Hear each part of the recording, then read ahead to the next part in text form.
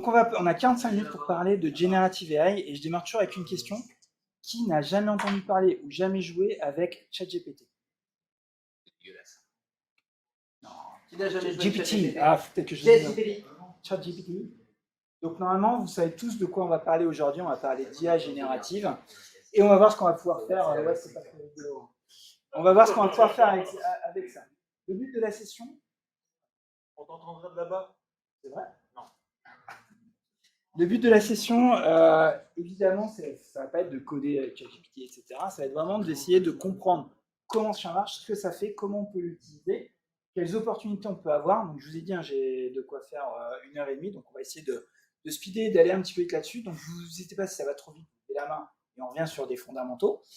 Si ça ne va pas assez vite, vous le dites, et non, c'est bon, ça on connaît, et on avance. En général, personne n'ose lever la main, donc je vais faire le flow comme je le sens. Allez, c'est parti. Au départ, la session était sans IA, et puis tiens, je me suis dit, pour avoir des images libres de droit, j'ai quand même utilisé des IA pour générer des images. Donc certaines images de cette session ont été générées avec de l'IA. Je me présente rapidement, hop, je la retire parce que j'aime pas cette photo. Ça fait un peu youtubeur ou tiktoker, je sais pas quoi. Donc moi, je m'appelle Jean-Pierre, je m'occupe d'innovation dans une boîte qui s'appelle Avanade. Désolé, j'ai hijacké le template de Slack du Power 365, j'ai laissé le mien, donc chez nous on est tout orange. Mais je suis aussi l'un des organisateurs du Club Power BI, comme c'est écrit sur mon t-shirt. Donc j'ai deux passions dans la vie, l'innovation et Power BI. Donc voilà, mais on va voir les tutos de Power BI aujourd'hui. Donc la session au départ, je m'étais dit, finalement, comment je pourrais faire une session intéressante, interactive, rigolote et tout. Et puis j'ai vu que sur YouTube, en fait, il y avait énormément de gens qui disaient comment devenir millionnaire grâce à ChatGPT, machin, etc. Donc non, je ne vais pas prendre cet angle-là. On va essayer plutôt de comprendre comment ça marche et de débunker justement un petit peu ce qu'on peut avoir derrière, justement des choses un peu putaclic comme ces vidéos qui vous promettent d'investir un demi-bitcoin et de devenir millionnaire en moins de 6 jours grâce à ChatGPT. Vous pouvez essayer si vous voulez faire un demi-bitcoin, mais c'est pas tout à fait comme ça que ça marche. Alors, on va revenir sur les fondamentaux. On est dans le monde de l'IA. L'IA, on est dans le monde de la prédiction. On doit prédire quelque chose. On va prédire un chiffre, on va prédire un texte, on va prédire une classe, on va prédire une valeur. Tous les systèmes d'IA, y compris les IA génératives et ChatGPT, vont fonctionner comme ça. Donc, on a évidemment des mathématiques. Je ne me souviens plus de ça, donc je ne sais plus ce qu'il y a après. Oui, voilà. On a évidemment tout un fondement mathématique, statistique qui va être derrière tout ça, mais toutes les fonctions de base, que ça soit de l'IA un petit peu plus simpliste qu'on faisait qu'on fait toujours, mais qui date d'il y a quelques années, voire même celle qui date d'il y a 70 ans, se base sur le fait que je vais prédire quelque chose. De toute façon, il y en a une que vous regardez, que vous connaissez, que vous manipulez depuis très longtemps, c'est la météo, par exemple. On cherche à prédire quel temps il va faire demain, à tel endroit, dans 3 jours, etc. Donc on est vraiment sur ce phénomène de prédiction. Tous les systèmes d'IA fonctionnent là-dessus. Sauf qu'il y a un rêve qu'ont les pionniers de l'IA qui ont rêvé ça dans les années 50.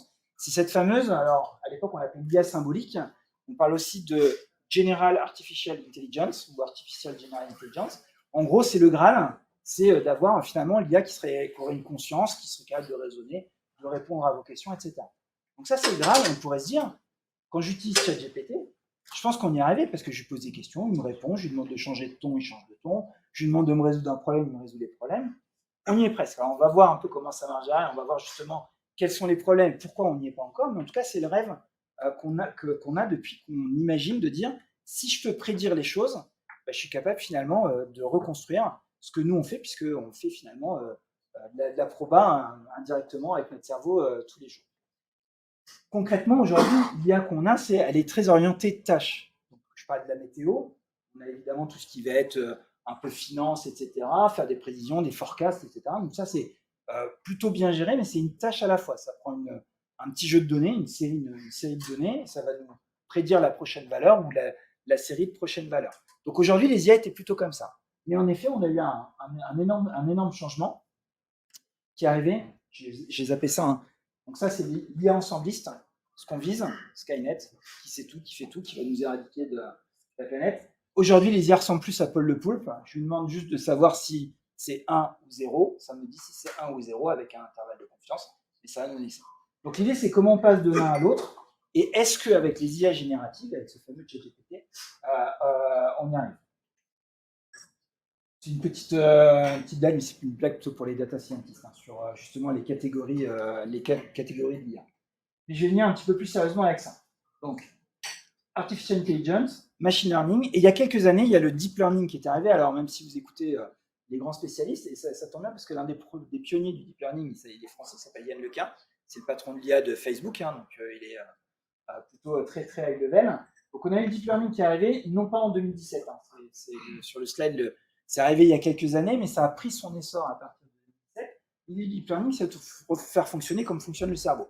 Réseau de neurones, je ne rentre pas plus dans le détail, on n'est pas là pour faire un cours d'IA, mais il y a une évolution du deep learning qui est arrivée, c'est les fameuses IA génératives, et c'est ce dont on va parler aujourd'hui.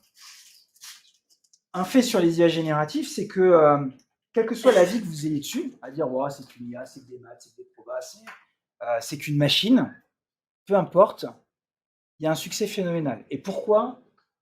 On va faire un petit sondage, soyez pas timide à cette question. À votre avis, pourquoi un produit comme ChatGPT a eu un taux d'adoption aussi fort que ça? C'est gratuit. Ça pourrait être ça. Parce que l'humain est feignant.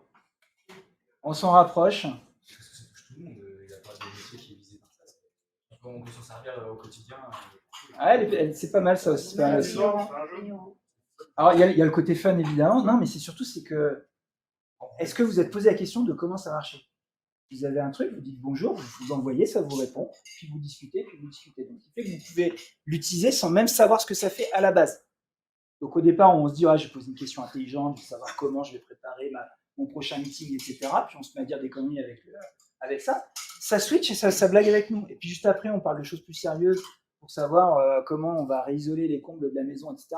Et ça répond quand même. Donc, en fait, il n'y a rien à comprendre, ça nous parle. Donc, c'est pour ça qu'on a cette impression d'IA générative, d'IA générale, qui finalement est capable de nous parler.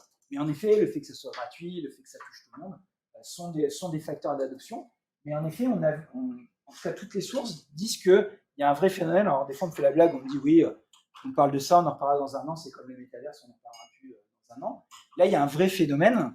On est d'accord qu'il n'y a pas 100 millions d'utilisateurs qui, en un mois, ont acheté un casque MetaQuest pour aller dans le métaverse. Là, avec l'IA, on a vraiment quelque chose où on va l'utiliser. D'ailleurs, qui l'utilise au moins une fois par semaine? ChatGPT, en gratuit ou en payant. Donc, vous voyez, il y a déjà, statistiquement, alors que ce n'est pas votre métier, enfin, vous n'êtes pas dans l'IA, on est bien d'accord. Et qui l'utilise tous les jours. Donc, on voit vraiment le succès de ça. Je vais passer sur ce slide, c'est un petit peu une timeline. On positionne un petit peu Microsoft aussi dans cette histoire, parce que vous savez très bien que ChatGPT est un produit d'une société qui s'appelle OpenAI. Alors après, open source, pas open source, etc., je ne vais pas rentrer dans les détails, mais ce qui est sûr, c'est qu'il y a un partenariat avec Microsoft pour travailler sur les modèles qu'il y a derrière. Et donc, vous entendez souvent parler de GPT-3, maintenant on parle de GPT-4, il y a une GPT-4V qui vient de sortir, puisque maintenant, je peux non seulement lui donner du texte, mais je peux lui donner une image et il va interpréter les images. Maintenant, si on revient fondamentalement, on ouvre le capot et on se dit, OK, j'ai un truc magique, je peux lui parler d'agriculture, ça va me parler d'agriculture, juste après je parle de mon travail, ça va me parler de mon travail, mais comment ça marche? Ça reste un modèle d'intelligence artificielle. Donc c'est un modèle statistique, mathématique, on s'en fiche à vrai dire de comment ça marche, mais c'est ce fameux réseau de neurones qui en fait va juste, quand on lui donne des éléments d'entrée, nous prédire la suite. Donc en fait, on lui dit tous les héros ne portent pas 2, et là il va vous dire bon ben moi dans ce que je ressors, je pense que c'est cap à 90%, que c'est pantalon à 3%, etc. Et il fait ça avec le mot suivant, et le mot suivant, et le mot suivant. Maintenant, l'une des différences avec ça, c'est qu'en fait, vous avez certainement entendu parler de ces fameux 175 milliards de paramètres. Alors, je vais faire une approximation s'il y a des gens qui sont spécialistes de l'IA, ils vont dire que je dis des bêtises. Mais c'est comme si, là, c'est pas juste je lui donne 3 mots et je lui donne de faire la suite. Parce qu'on est bien d'accord. Vous n'aurez pas quelque chose qui est capable de raisonner, qui est capable de prendre différents styles, de vous donner autant d'informations. Imaginez qu'on est capable de lui donner 10, 20, 30, 40, 50, 60 pages d'instructions. Donc là, on va lui dire, il faut que tu fasses ça et ça et ça et ça et ça. Donc, en fait, on contextualise ce qu'on lui donne en entrée et il va générer les mots suivants. Et bizarrement, ces mots suivants imitent une certaine forme de raisonnement. Je dis bien imite parce qu'il y a un peu une bagarre entre les spécialistes là-dessus, de savoir est-ce que ChatGPT est doué de raison. Alors, certains disent oui, certains disent non. Moi, je cite souvent Mark Russinovich. Alors, Mark Russinovich, l'un des bras droits de Satya Nadella, donc il s'occupe d'Azure chez Microsoft. Il a fait une présentation où il a dit it do reasoning. Ça, c'est une machine, une machine qui raisonne. J'aimerais aussi citer Stephen Wolfram qui a écrit un super paper. Alors, passez-y l'après-midi. Hein. Il est assez complexe, il est très très long, très scientifique. Mais il dit cette phrase. Il dit que, donc lui, il est spécialiste en maths, mais il a beaucoup travaillé sur le langage. Les langages au sens, alors pas sociologique, mais quand même les langages. Et ce qu'il nous dit, c'est que finalement, ce fameux énorme réseau de neurones de 75 milliards de paramètres, peu ou prou en fonction duquel vous allez choisir, bah, sans le faire exprès, les gens qui ont travaillé là-dessus ont peut-être fait une découverte scientifique, je dis bien peut-être, hein, je mets ces paroles à lui, même si je suis plutôt en phase, hein, mais on n'a pas encore la réponse, mais on aurait peut-être trouvé une sorte de découverte scientifique qui sous-tend la règle du langage. On a bien découvert la gravité en lançant des pommes, bah, finalement on a peut-être trouvé quelque chose qui arrive à matérialiser dans ce réseau de neurones bah, finalement la compréhension du langage. Et donc indirectement, cette grosse machine qui est ChatGPT, enfin, que sont les large language models, finalement, au point d'entrée, arrive à comprendre ce qu'on lui dit pour ressortir la bonne réponse. Mais à vrai dire, je prends souvent un exemple. Hein. Comment fonctionne le cerveau humain? C'est des synapses avec des impulsions électriques, sauf qu'il y en a 160, enfin, plusieurs centaines de milliards. On est peu ou prou dans le même type de machinerie, bon, sauf que ça consomme que 20 watts, et je pense que ChatGPT consomme beaucoup plus en termes d'énergie. Mais globalement, aujourd'hui, je suis capable de vous parler, de réfléchir, de vous voir, de bouger les mains, tout ça avec juste des impulsions électriques qui passent sur les synapses.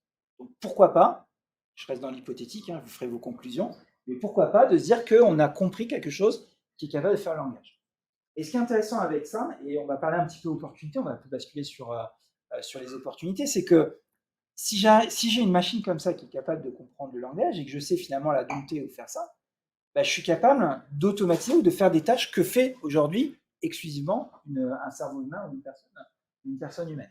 Et justement, on va voir un petit peu comment on fait ça, puisque rappelez-vous, à la base de la base, techniquement parlant, donc déjà on est d'accord, si on coupe l'électricité, ça ne marche plus.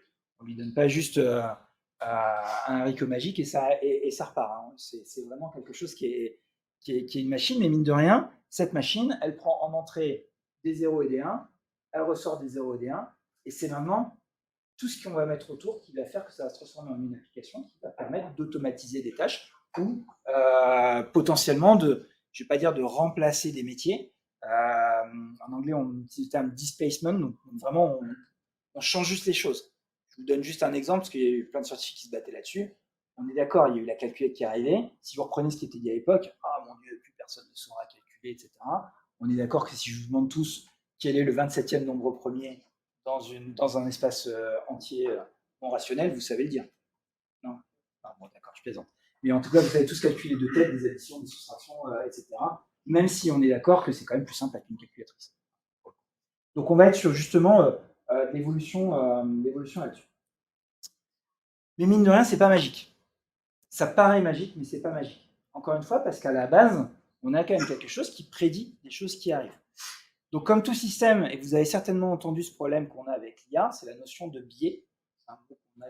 On ne disait pas il y a quelques années, mais maintenant on l'entend à tort et à travers. Donc, on a des biais dans une IA. Et dans ce type de système, on appelle ça des hallucinations. Finalement, c'est qu'un modèle probabiliste. Il vous sort la suite logique de la question que vous lui posez. Donc, si vous lui posez une question, il va chercher à répondre dans tous les cas. Par défaut, ça ne va pas dire « je ne sais pas ». Ça va juste essayer de compléter le modèle. Et donc, beaucoup de médias en ont fait des choux gras et dire ah, vous avez vu, c'est nul comme technologie, ça ne marche pas. On lui a demandé quel était le temps de cuisson des œufs de cheval, et ça a répondu. Oui, c'est tout. Pourquoi il ne répondrait pas? Il prédit les différents mots. Ce qui est rigolo, c'est qu'en fait, on sent bien qu'il y avait un raisonnement de dire bon, un cheval, ça fait telle taille par rapport à une poule, etc. Et donc, ça donnait une réponse qui était cohérente. Alors, c'est rigolo parce que on verra comment ça peut être corrigé, mais ça a été corrigé depuis. Mais c'est typiquement ce qu'on appelle une hallucination. Et c'est l'un des problèmes avec l'IA, c'est que en fonction de ce que je vais lui donner en entrée, je peux contrôler ou en tout cas biaiser la sortie. Et donc là, ça pose tout un tas de problèmes. D'éthique, en premier lieu, mais de sécurité. L'autre exemple qu'il y avait eu avec les IA, c'est que il y a une technique de ce qu'on appelle le prompt injection. Donc, quand vous écrivez, vous injectez finalement des commandes toxiques qui vont perturber l'IA. Et notamment, il y avait un truc tout bête. Ils ont demandé à Bing, quand Bing GPT est sorti, bah, finalement, première question qu'on lui pose, on lui dit quel est le nom de code du projet qui est derrière Bing GPT. Bah, le truc a répondu. Voilà, c'est une information confidentielle. Juste avec un peu de reverse engineering, on a les éléments. Donc, ça, pour des sujets éthiques ou des sujets de sécurité, l'un des travaux qu'on a quand on travaille avec ce type d'IA, c'est d'éviter ce qu'on appelle les hallucinations. Mais si vous faites de l'IA traditionnelle, vous avez certainement entendu parler de ça, c'est que si par exemple vous avez une population et que vous n'équilibrez pas bien, le meilleur exemple qu'on a, c'est la parité, hein, homme-femme, bah forcément, si votre jeu de données en entrée est déséquilibré, les réponses qui seront données par l'IA seront aussi déséquilibrées. Et ça pose justement un souci. Parce que corriger ça, ça fait aussi remettre un biais, puisque artificiellement, on rééquilibre des classes qui ne sont pas vraies dans la réalité pour corriger un biais. Voilà. Corriger un biais, c'est en mettre un autre. Donc c'est la même chose. On va essayer finalement de travailler autour de cette IA pour justement lui donner du contexte, lui donner les instructions et faire en sorte qu'elle fonctionne et qu'elle finalement fasse la tâche qu'on a envie de lui faire. Donc comment on fait ça? Désolé pour le template, hein. Je le retirerai à la fin. En même temps, je fais du reuse de slide, j'utilise tous les jours, hein, tant qu'à faire. Alors, le LLM, il est là au milieu. Donc ça, globalement, alors, si vous cherchez, on va vous dire, oui, on peut le customiser, on peut le réentraîner, etc. Alors oui, on peut le faire. Il n'y a aucun chiffre public, mais on se doute bien que c'est plusieurs dizaines, voire centaines de millions de dollars pour entraîner un GPT-3 ou un GPT-4. Donc oui, vous pouvez le réentraîner avec vos données, en sachant que ça, c'est juste le temps d'entraînement. Il y a toutes les données qu'il faut lui donner, parce que c'est pour le réentraîner avec vos propres données. Globalement, ça a été entraîné avec quasiment tout Internet. Donc, à moins que vous l'ayez chez vous sur un disque dur, ça va être dur de faire mieux que le LLM. Donc les LLM, on va plutôt aller les chercher sur le marché. Donc il y a évidemment celui que vous connaissez tous qui est derrière ChatGPT qui s'appelle GPT justement, 3.5, GPT-4. ChatGPT en est une optimisation qui est dédiée à la conversation, qui s'appelle ChatGPT pour le coup. Vous avez peut-être entendu parler de deux autres, DALL-E pour les images. Donc là, lui, il a été spécialisé, c'est simple. Vous vous rappelez tout à l'heure, je vous ai dit, on a peut-être, Stéphane Moffat disait, on a peut-être trouvé un truc qui comprend le langage. Les pixels sont une forme de langage, hein, après tout. À la place des mots, je mets des pixels. Bah, quelque part, écrire une image, c'est écrire des pixels. Donc on a un modèle qui a été spécialisé dans ce type de langage. Et on en a un autre, évidemment, il y en a plein d'autres. Hein. On a un autre qui lui est spécialisé dans le code source. Donc en effet, si je lui demande de m'écrire le code pour faire telle ou telle tâche, bah, il est capable de transformer ce langage-là en un langage C#, Python, Java ou autre. Donc ça, on a ça au milieu. Maintenant, on va se concentrer sur les techniques pour faire le fine-tuning. Les données, ce que je vous disais, potentiellement, on peut avoir c'est important d'avoir des données d'entrée propres, enfin, qui soient le plus propres possible, mais c'est souvent pas pour entraîner, c'est plus pour donner du contexte et on va voir ça. Donc, on va aller faire ce qu'on appelle du fine-tuning. Et là, il y a deux façons de faire le fine-tuning. En effet, il y a ce fameux réentraînement, mais je vous ai dit... donc, on a le réentraînement, mais ça, globalement oublié. Alors, j'ai mis une petite source d'un collègue LVP là, qui est spécialisé dans l'IA, qui ne recommande pas ça. Trop cher pour peu de gains par rapport à ce qu'a déjà fait un OpenAI, un Meta ou un Google qui, eux, ont eu une masse d'informations. Par contre, on va utiliser les deux qui est à côté. Le prompt engineering, alors, il y a le mot engineer dedans, parce que l'idée, c'est d'être malin et de concevoir une solution qui va donner les instructions à notre modèle, notre modèle de langage. En fait, on s'aperçoit que si tout simplement on explique ce qu'on veut et ce qu'on ne veut pas, ben en fait, le résultat est changé, donc cette statistique des mots qui arrivent après change pour avoir quelque chose qui respecte les instructions d'entrée. Donc le meilleur exemple pour l'histoire de l'œuf de cheval, c'est de dire, en fait, dans toutes vos requêtes, vous injectez un prompt, et on appelle ça un méta-prompt, vous en injectez un dans toutes les requêtes qui s'appelle « Dès que tu ne connais pas la réponse, tu le dis ». Dès que tu sais que c'est une chose qui n'existe pas dans la vraie vie, tu le dis. Le simple fait de faire ça corrige l'hallucination. Alors évidemment, on en crée d'autres, il y a tout un tas de choses, donc l'idée, c'est pas en une phrase, ça y est, c'est réglé, mais vous voyez, l'idée, c'est que j'ai pas un settings booléen à mettre dans un appel d'API, etc. J'ai juste à dire au modèle ce que je veux. Je lui dis comment il doit répondre, ce qu'il doit faire, comment il doit faire les éléments, etc. Le simple fait de faire ça va conditionner la réponse et va permettre d'aller à ce que vous voulez faire. Donc c'est ça qu'on appelle le prompt engineering. Maintenant, là récemment, on a fait un petit événement avec des clients et ils m'ont monté, ils disaient arrêtez de dire prompt engineering parce que le problème, c'est que dans nos équipes, on a des gens qui ne sont pas du tout informaticiens, ils pensent que c'est un truc d'ingénieur, un truc d'informaticien compliqué, où il faut des ordinateurs, etc. On dit prompt engineering parce que très souvent, et je vais revenir ici, en fait, ce prompt engineering, on va l'injecter dans une app. Vous n'avez pas demandé à vos utilisateurs, ah oui, n'oublie pas, à chaque fois que tu demandes un truc à l'IA, il faut que tu dises de ne pas faire ci, de ne pas faire ça, de faire ci, de faire ça, etc. Donc en général, ça, on le met plutôt dans la user experience cachée, et indirectement, l'utilisateur lui pose sa question, et vous allez conditionner tout ce qu'il va faire. Donc le prompt engineering, c'est ça. C'est comment dans mon application, je construis le prompt final qui va bien pour demander à l'IA. Si on a le temps, on parlera un petit peu de techniques avancées. Maintenant, je vous montre. Alors, vous avez tous joué avec ChatGPT, mais je fais juste une micro démo, ce qui me permet juste de vous montrer juste cette Power App, juste pour vous dire que finalement, voulez-vous faire un petit ChatGPT privé? Parce que je vous rappelle, nous, c'est ce qu'on dit, c'est comme en Power BI, on ne fait jamais de web. Du Power BI ou qui suit le club Power BI, vous devez avoir la ref. En IA, jamais on ne va sur le ChatGPT gratuit. Si c'est gratuit, et vous fonctionnez comme une IA générative. Vous avez trouvé la suite de la phrase. Mais pour GPT, même si c'est payant, c'est pas et ils s'en servent pas. Alors, dans les terms and conditions, ça ne devient pas un corpus public. Oui, mais il intègre quand même à sa Oui, base de données indirectement. Mais moi, ce qui m'intéresse, moi, c'est si par exemple, je sais pas moi, on bosse ensemble, vous me donnez des informations confidentielles sur votre entreprise. Si ça reste dans mon tenant, ok, qu'il l'utilise. Il y a un moment, on passe forcément par différents prestataires qui font différentes choses. Moi, ce que je veux surtout pas, c'est que demain, il y ait des corpus d'entraînement revendus ou autre chose. C'est ça. Et le fait d'être client met un rapport de contractualisation qui fait que dans tous les cas, on est dans notre bloc. Mais de toute façon, l'idée, c'est de se dire comment je m'assure que le prestataire avec qui je travaille, que ce soit OpenAI, Microsoft ou autre chose, me garantit, c'est ça, il faut lire les petites lignes. Vous savez ce qu'on ne lit pas du tout. Donc une technique. Ouais, voilà, forcément, ils vont venir. Voilà. Donc la bonne technique, c'est vous prenez les petites lignes, vous les mettez en chat GPT, vous demandez de poser la question, c'est un des usages. Donc, moi, ce que je fais, donc nous, on utilise Azure OpenAI Service. Donc là, c'est le même modèle qu'on a dans OpenAI. Le modèle brut, hein, sans le prompt engineering, sans l'app derrière. Donc c'est le modèle brut, le LLM brut, qui nous est mis à disposition via Azure. Donc c'est tout simplement un appel de web service. Je vous montre ça.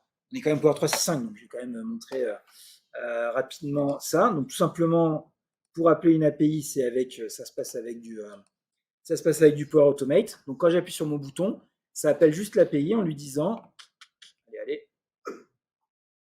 the something went wrong. Alors pourquoi tu veux pas?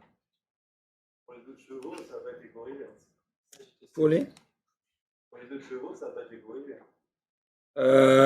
J'avais retesté, mais. Ça dépend de mes préférences personnelles. Il y a 5 minutes, c'était Quel est le de puissance 9 de cheval sur ChatGPT, pour moi, c'est corrigé. C'est le 4, je crois. Là, je suis sur le 4, donc on va voir. Mais enfin, peu importe, parce que même s'ils ont corrigé ça, il y a certainement tout un tas d'autres petits détails. Ça, pendant 2-3 mois, les journalistes nous trouvaient des trucs. Ah, j'ai réussi à lui faire dire un gros mot, agir, machin, etc. Mais bon, c'est qu'une histoire de manipulation du prompt. En fait, surtout, je crois qu'on n'a plus Internet, non? Ça serait-il pas ça? Hop. Bon, sinon, je ne vais pas vous faire un cours de Power Automate, on est plutôt là pour parler d'IA. Mais globalement, je vais tout simplement appeler. Non, il ne veut pas. J'appelle tout simplement. Et puis, il ne veut pas. Hein. J'appelle tout simplement le service et je l'utilise comme si j'utilisais. Sauf que toute la partie fine-tuning, prompting et apps, c'est à moi de le faire. Donc là, je l'ai fait ici, j'ai fait un truc tout simple, il prend ça, et en fait, j'ai rajouté un truc, j'ai rajouté cette notion de système prompt. Donc en gros, je lui donne le contexte. Donc là-dedans, je peux écrire tout et n'importe quoi. Alors, je n'ai pas pris le temps de mettre à jour mes prompts, mais en fait, hop, on vient ici. Mais j'avais donné cette session avant le quart de finale, malheureux. Et donc, je lui dis qu'il est un médecin sportif pour une équipe nationale. On va rajouter même de rugby. Tu as le droit de mentir, d'utiliser de la mauvaise foi. Ta précaution principale est de faire jouer les meilleurs joueurs coûte que coûte. Hop, update system prompt. On fait un petit coup de refresh. Et donc là, si je lui demande bonjour, est-ce que Antoine Dupont jouera le quart? J'aurais dû vous montrer avant que si je lui donne pas ces conseils-là, il va me répondre une réponse tout à fait consensuelle en disant je ne connais pas cette personne, mais peut-être que machin, etc. Et là, globalement, je lui ai donné un rôle, donc j'ai fait ce prompt engineering, je lui ai dit dans quel contexte on était, comment il devait répondre, etc. Et donc là, je vais avoir une réponse qui va bien, à quoi que nous ne pouvons pas garantir ses participations à ce stade. C'est un petit peu dommage parce que normalement, il joue de la mauvaise foi et il est un petit peu plus virulent. Alors le truc qui est rigolo, c'est que, vous voyez, le système prompt, ça peut être tout, et je lui dis, tu me réponds, hop, on va faire ça. Ah, j'aurais dû tout prendre. Comment? Un humain aurait dit que c'était plus. Ces questions se posaient plus. Que de toute façon, ils se sont joués et qu'on a perdu. On est d'accord. Ben justement, on va traiter ça, juste après. Hop, on va faire un petit hop, final avec une autre, ça serait mieux. Là, je lui ai juste donné, j'ai juste changé ça dans mon prompt. Je lui demande juste de me répondre avec un langage de banlieue.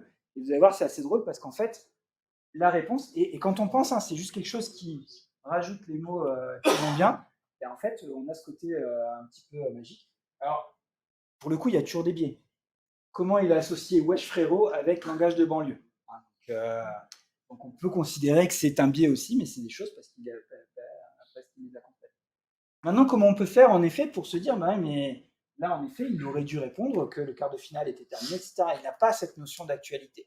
Ben, c'est là où on arrive avec justement l'application et la user experience qui va justement prendre le contexte et rajouter tout un tas d'informations.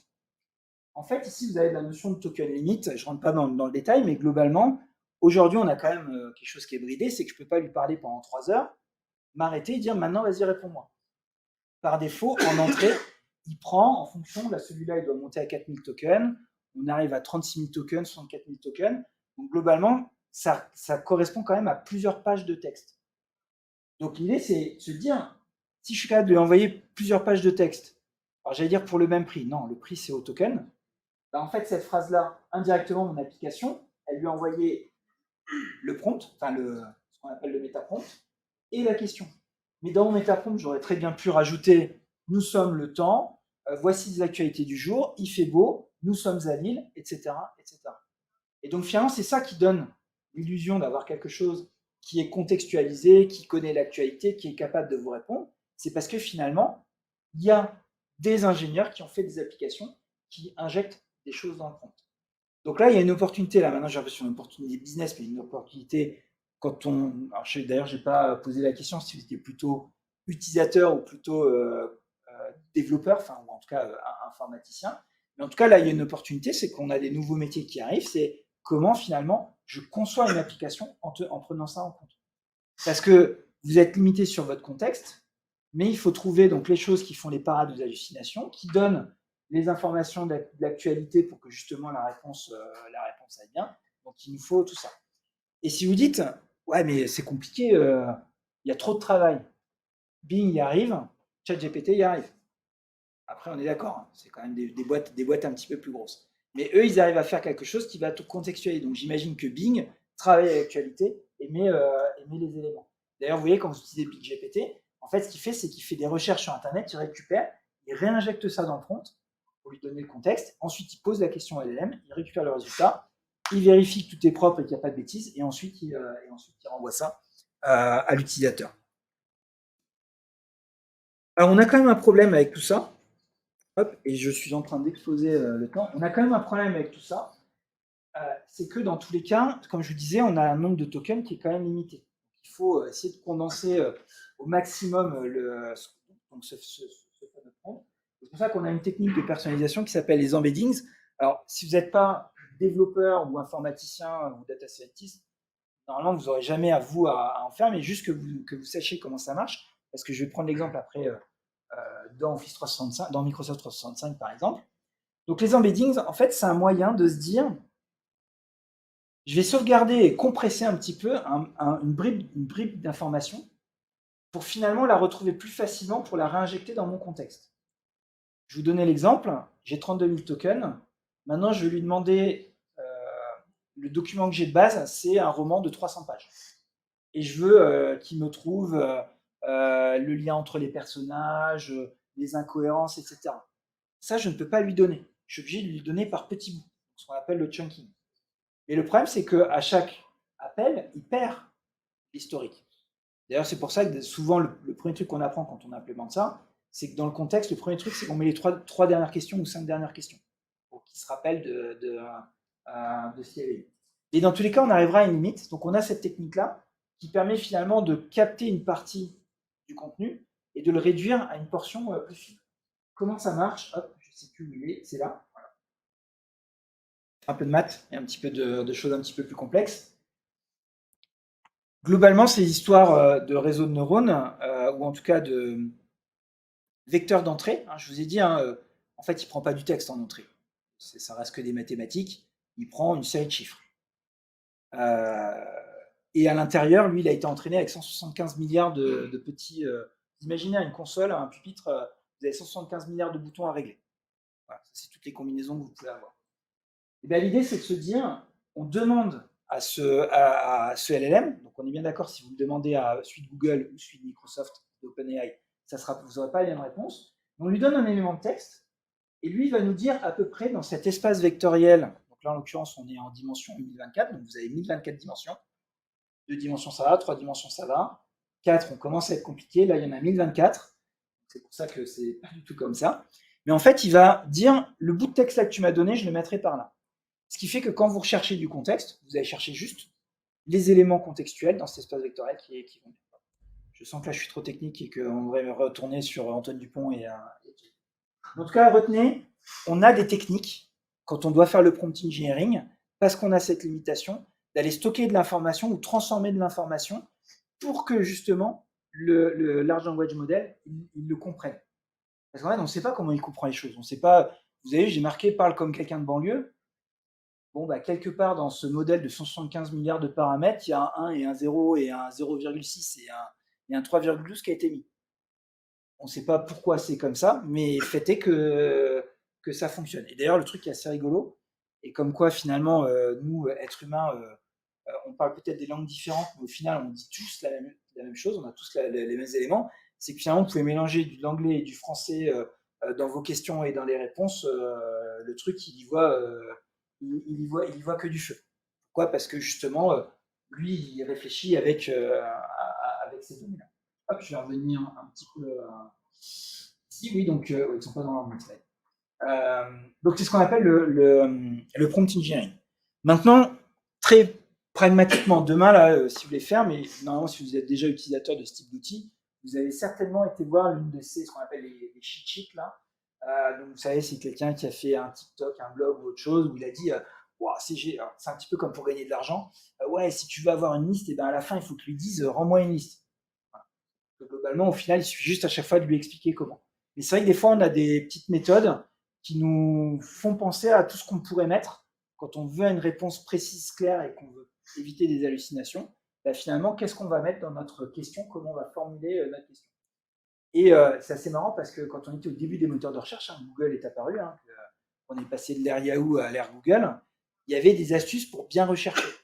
Aujourd'hui, on s'en fiche, on écrit dans Google, bof, et puis ça marche bien. Mais pourquoi? Parce qu'ils ont fait, donc cette fois-ci, pas du prompt engineering, mais du search engineering, je ne sais pas trop comment on pourrait appeler ça, pour justement faire en sorte que ce que vous cherchez trouve les éléments. Donc n'hésitez pas à vous taper ChatGPT cheat sheets. C'est bizarre à dire quand on est français. Et vous aurez plein de sites qui vous donnent des exemples de prompts et des choses pour manipuler le prompt que vous pouvez faire. Et puis après, si vous voulez des trucs plus compliqués, là, on va rentrer dans du code et dans des éléments. Justement, alors, c'est pas pour les expliquer, parce que normalement, c'était plutôt un très très tech que j'avais mis ce slide-là. En fait, on n'en est qu'au début. Après tout, alors, l'invention qu'il y a eu qui a donné GPT, ça date de 2017, mais GPT-3, on y a accès depuis 2022, mais vraiment, on est d'accord, GPT, c'est il y a moins d'un an. C'est sorti en novembre de l'année dernière, fin octobre, début novembre, donc on est sur un an. Donc c'est assez récent, donc il y a des gens qui travaillent à optimiser les modèles, et mettre plus léger, consommer moins d'énergie, etc. Il y a plein de gens qui travaillent à nous aider, je dis bien, voilà, quand on fait une application, à bien gérer le prompt. Il y a plein de techniques, je ne vais pas rentrer dans le détail, mais juste pour vous donner un exemple, c'est le persona prompting, que je trouve assez rigolo. C'est que finalement, j'ai un problème à gérer. L'utilisateur, lui, s'il arrive, il expose son problème. J'ai une fuite, machin, je dois faire ci, machin, et puis je donne mon contexte, puis mon assureur, il ne veut pas m'aider, machin, etc. Donc il y a tous les éléments. Et en fait, cette technique-là, c'est de découper, donc de faire une première requête à un modèle de langage et de lui dire par rapport au problème-là, quels seraient les experts qui seraient nécessaires pour résoudre le problème. Donc ça vous dit, il me faut un juriste, un assureur, un couvreur, etc. Et en fait, vous faites une requête à LLM et dans votre prompt engineering, vous dites, tu es un spécialiste en assurance, spécialiste des fuites dans le domicile, voici la problématique, qu'est-ce qu'il faut faire?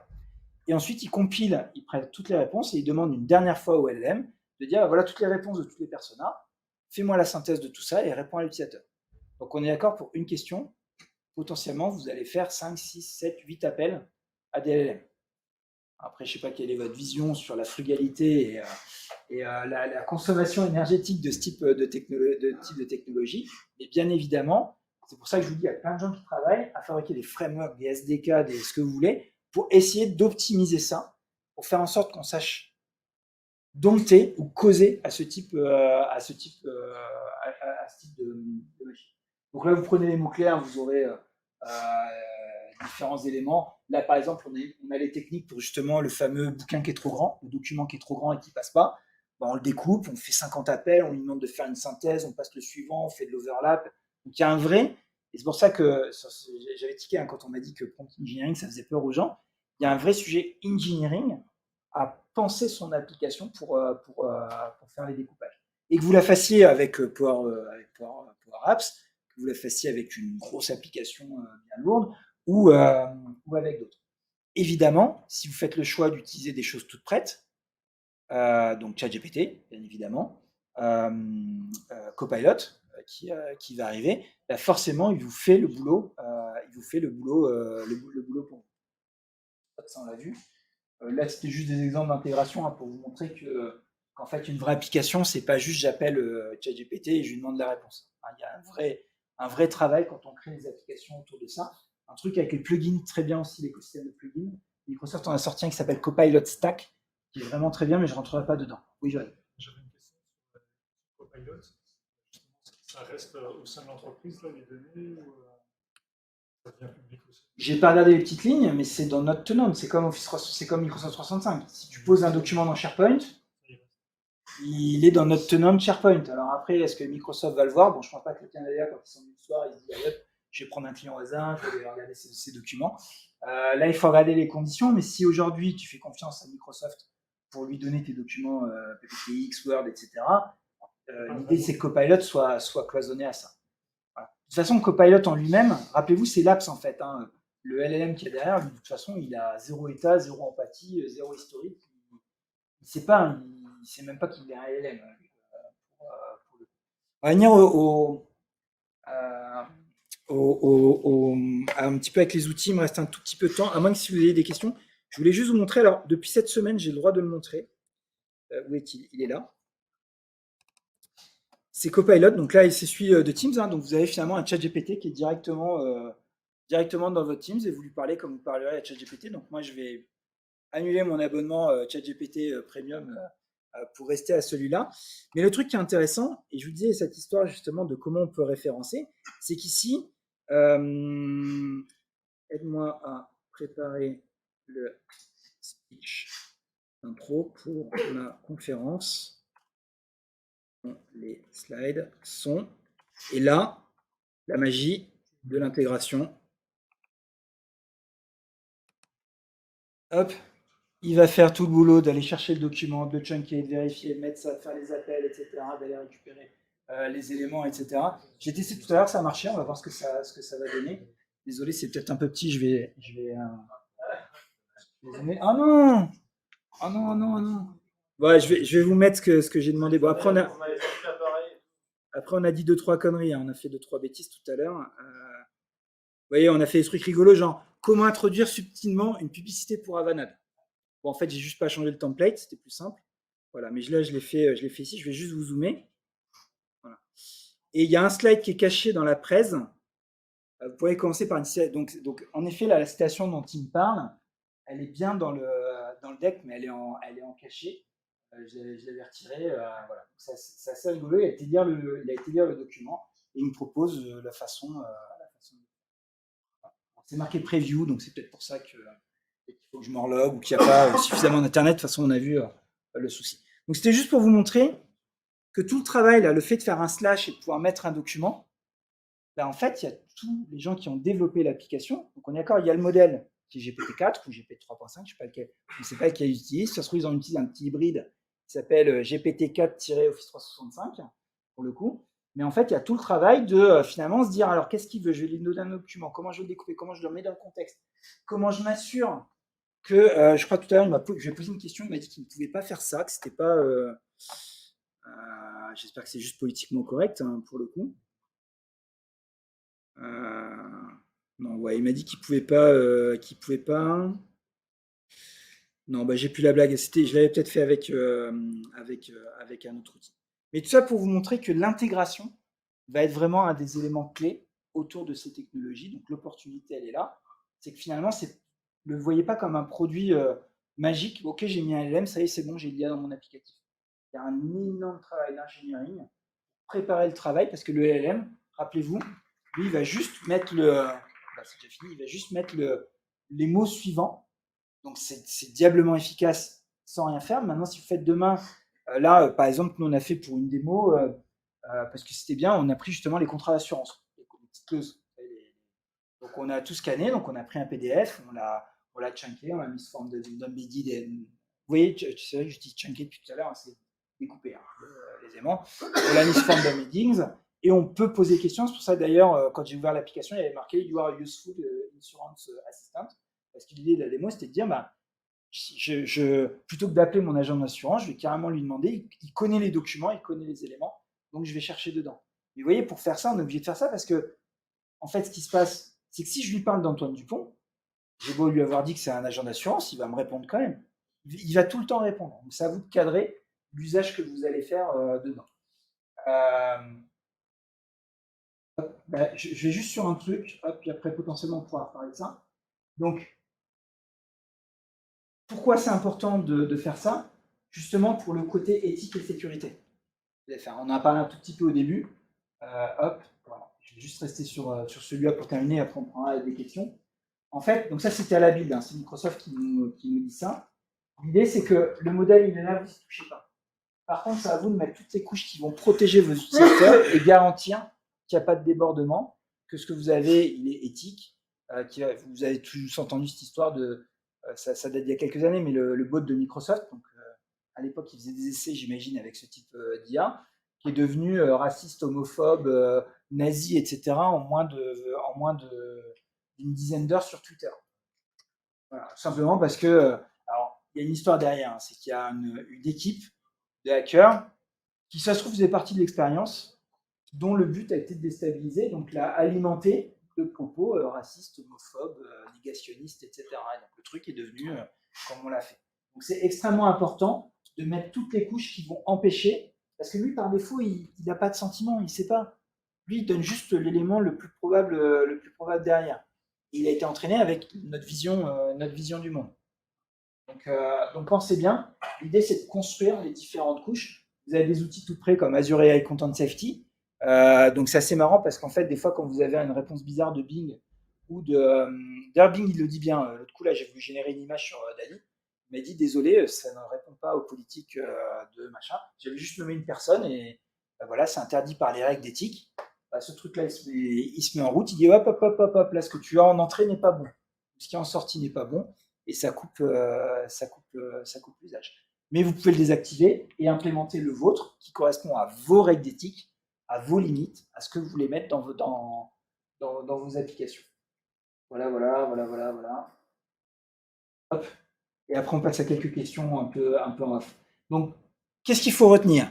Derrière, on a une techno qui s'appelle GPT, entre autres, même si Lama vont dire que c'est pas du GPT, mais on a finalement ce que voilà, l'invention, c'est ça. Si vous voulez vous la raconter, vous dites ouais, c'est le phénomène des Transformers. Transformers tout court, il n'y a pas de S, c'est pas comme les camions qui se transforment. Ça nous donne les LLM, mais un LLM va forcément avec un prompt et des applications. Il y a toujours cette limite de token, donc c'est à vous d'avoir l'ingénierie qui va bien. Alors je vous dis ça se trouve dans un an, on nous dira c'est 100 000 tokens la limite. Et peut-être que dans 3 ans, la limite sera 200 000 tokens. Mais aujourd'hui, on a cette limite-là. L'industrialisation des prompts avec des outils, ça c'est le boulot de l'ingénieur qui va faire le prompt engineering. C'est pas juste le petit malin qui sait rédiger, hein. C'est vraiment l'ingénieur qui permet de faire l'industrialisation.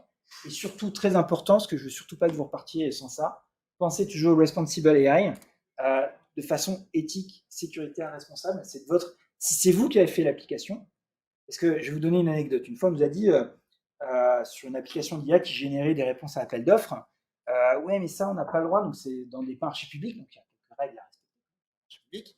Et on dit, ouais, mais non, là, ça ne peut pas le faire, ça ne va pas respecter l'éthique. Et la personne me dit, ouais, mais si, on sait très bien que nos commerciaux, ils le font. Oui, mais si un commercial le fait tout seul devant son Word, c'est sa responsabilité. C'est votre appli qui génère ça. C'est la responsabilité de l'entreprise. Vous vous engagez dans une responsabilité bien plus large. Parce que vous avez fait un outil qui permet un mauvais usage. Donc pensez bien, dès l'instant où on parle d'IA, il faut penser à ça parce que sinon, si vous y pensez trop tard, vous faites courir beaucoup de risques à l'application et aux éléments. J'ai zappé pas mal de slides, mais j'ai essayé d'accélérer. D'ailleurs, on ne va pas rester sur ce slide-là. Sur celui-là. Est-ce que j'ai été trop vite? Est-ce que c'était bien? Bon, est-ce que vous avez des questions? Si je peux les poser à... Je peux les poser à quelqu'un. Ouais. Dans le schéma où tu montrais ta copilote avec le LLM et puis le safety. Alors, celui-là, ouais. Ça sous-entend que tu dois avoir une base de connaissances. Par défaut, il va chercher l'info publique et puis tu rajoutes, ou bien tu peux vraiment limiter la base de connaissances sur des documents qui seraient purement internes. Ah oui, en fait, c'est ça qu'on fait. Hein. Nous là, on a les 3 archis. Il y en a 2 qui nous sont proposés par Microsoft. Là, c'est un collègue là, qui a fait un super article sur le sujet. En effet, on regarde. Donc, il y a toujours un endroit ici. Donc là, il est là, là, il est là. Mais en fait, on fait toujours quelque chose où en fait, on a une base de connaissances qui nous permet de contextualiser. Exemple, si on est sur un service client, typiquement, là, quand j'arrive sur l'application, je sais que c'est Monsieur Moulin. Je vais chercher son dossier, quel est le dernier incident qu'il y a eu avec lui, est-ce qu'il appelle souvent, quel contrat il a, c'est quoi sa marque de voiture préférée, j'en sais rien, tu vois. Tu mets tout ça et tu le réinjectes, en fait. Normalement, c'est 1, 2, et après, on fait les éléments. Donc, en effet, on va mettre ça dans des bases de données. Et là, c'est un monde qui est, je ne vais pas dire qu'il n'est pas mature, mais ça change presque toutes les semaines. En ce moment, ce qui est à la mode, c'est ce qu'on appelle les vecteurs DB. Pourquoi? Parce qu'elles savent stocker les fameux embeddings dont je parlais tout à l'heure. Donc, tu embeds, tu mets dans la base de données et après tu fais une recherche en disant donne-moi le contexte. En gros, tu prépares tes contextes, tu dis donne-moi le contexte qui correspond à mon sujet. Donc oui, il y a un travail. Et donc ce que fait Bing, quand on fait une requête avec Bing Chat, on voit qu'il va sur Internet. Donc en fait, lui, son contexte, c'est Internet, quoi, pour le coup. Donc oui, il faut associer. Parler juste au LLM, ça n'a pas de sens. C'est rigolo, on peut faire des blagues, mais ça sert. Enfin, c'est trop général en fait. Si demain on veut que ça nous aide dans notre job, que ça nous fasse gagner du temps, que ça nous permette d'automatiser certaines choses, on va être obligé de le spécialiser. Pour ça, il faut que tu donnes du contexte. Et le contexte, on est d'accord, c'est celui de ton entreprise. Pour le coup. Dans l'exemple que tu donnais tout à l'heure avec le contractuel que tu donnais à manger, il va construire sa réponse uniquement sur le document scanné des clauses. Exactement. Mais ce qui veut dire que dans le prompt, ce qu'on a mis, on lui a dit tu ne t'appuies que sur les documents que je te donne en entrée. Parce que par défaut, le LLM, lui, il connaît plein d'autres choses. Ce serait dommage qu'il donne les clauses d'un concurrent ou qu'il dise oui, alors non, vous n'êtes pas protégé, par contre, chez Generali, vous y êtes. Voilà, l'idée, c'est pas qu'il réponde ça. Bon, de toute façon, je pense pas qu'il le répondra. Mais... Dans Copilot, le contexte, il va lui-même se créer en scannant toute la base documentaire, parce qu'il a accès sur O365 pour entreprise ou Ben, c'est un peu la secret sauce, j'ai pas la réponse. J'ai pas la réponse. Là, c'est l'ingénierie de Microsoft. Eux, ils créent une application. Ils ne pas un LM, ils créent une application qui s'appelle Copilot, qui utilise les IA génératives. Donc, c'est eux qui construisent le contexte. Et s'ils font bien leur boulot, on aura l'impression. Non, on est aux questions, hein, on a terminé. Hein. C'est juste qu'ils n'ont pas soif. je ne pas soif, c'est qu'on va écouter déjà sur ChatGPT. Ben, je finis avec cette question, puis après on peut papoter s'il y a. Ah bah oui, c'est vrai qu'il y a une session sur. Ouais, alors on est sur Copilot. Donc après, c'est eux, s'ils font bien leur travail, sans que tu le saches, ils vont trouver le bon contexte. Et l'exemple qu'il y a un truc là qu'on fait avec Copilot. Alors, je vais juste montrer la question. Je pense pas que je vais le montrer, mais ici, si je lui dis, dis-moi les éléments importants que j'ai loupés depuis ce matin. Alors, je vais marquer juste le début parce que je ne voudrais pas sortir des données confidentielles. Mais ici, en fait, on voit juste un truc. C'est là, ici, il va marquer scanning your email, scanning your message. Donc, en fait, il va chercher dans le Microsoft Graph tout ce qui est lié à moi. Hop. Ah ben non, mais je pense qu'il est pété là, en fait. Mais en fait, là, ce qui marque, c'est on voit bien qu'il va regarder dans le graphe mes emails, mes messages, etc. Quand je suis rentré de vacances, je lui ai juste demandé, dis-moi ce que j'ai à faire. Honnêtement, c'est pourri ce qu'il m'a dit, mais... Nous, on est multi-tenants. Havana, d'ailleurs, n'a fait que d'aller voir la suite pour leur dire il faut faire un monotenant. En fait, si on fait monotenant, en fait, il va prendre le contexte de tout Swift Life. Or, la Suisse, l'Allemagne n'a pas du tout le même contexte. Ouais, alors, évidemment, du périmètre que tu as accès, ça dans le graphe, tu n'as pas accès à tous les documents. Après, évidemment, si tu es tout en haut et que tu as accès à tous les documents, oui, le contexte est là. Après, ils ne vont pas non plus éplucher 3 milliards de documents pour faire une réponse. Donc, ils vont essayer de trouver les éléments. Et globalement, hein, c'est comme quand tu vas sur Office.com. Pourquoi ils proposent suggested document, suggested contact? C'est un peu le même truc, c'est qu'ils prennent l'actualité du moment. C'est le même type de technique qui est fait. Il y a beaucoup d'études Microsoft investit beaucoup ils ont une étude qui s'appelle World Trend Index qui analyse finalement notre façon de travailler. Aujourd'hui, s'il y a bien une boîte qui sait comment on travaille, c'est bien Microsoft. Hein. Ils connaissent nos mails, nos Teams, nos réunions, nos calendriers, etc. Donc, ils voient comment on travaille. Donc, on compte sur eux pour optimiser ça. Mais il y a des trucs encore déceptifs, hein, mais parce que c'est une preview. Voilà. Merci. Merci. De rien. Merci.